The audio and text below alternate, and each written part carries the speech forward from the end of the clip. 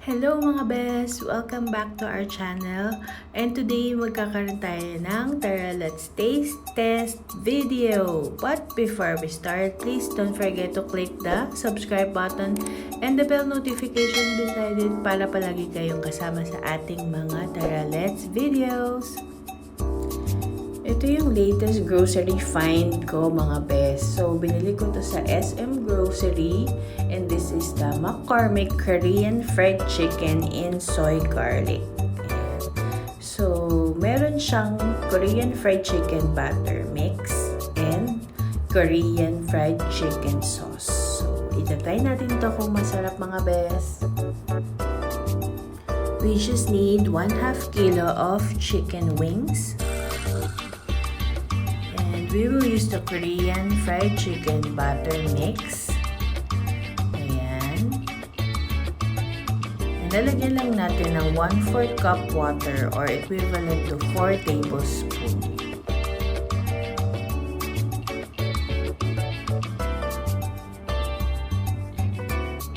Ayan, just mix well. And i-coat na natin isa-isa ang chicken pieces with the batter mix. I-prepare lang natin ang ating cooking oil for deep frying. So, I use medium heat and intayin mo talaga na uminit muna yung cooking oil. Ayan na, so let's start frying.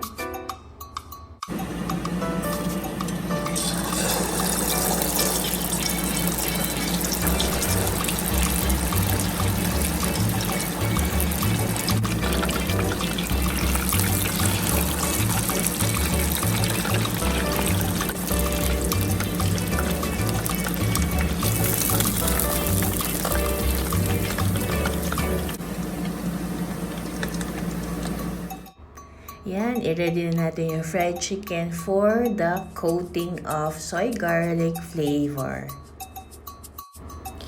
You can use a mixing bowl or pwede yung closed container and then alug-alugin nyo na lang para makalat yung soy garlic sauce.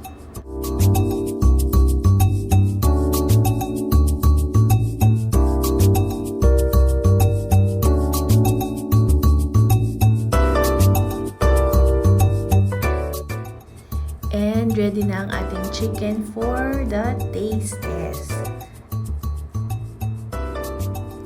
Ayan guys, ang ganda ng pagkaka-coat, kumakapit talaga siya sa chicken. So, tikman natin.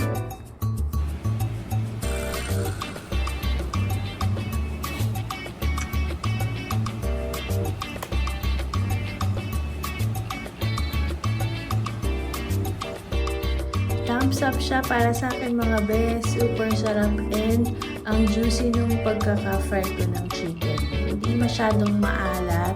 Saktong-sakto lang yung sauce. But I think mas masarap to kung i-double fry natin with the sauce and mag-pour pa ulit ng another sauce. So I suggest mga best, bumili na kayo nito kapag nakita nyo sa grocery and super sulit siya. And yun lang guys, thank you so much for watching. Please don't forget to like, comment, and subscribe. And stay safe, healthy, and happy. Till our next video. Bye!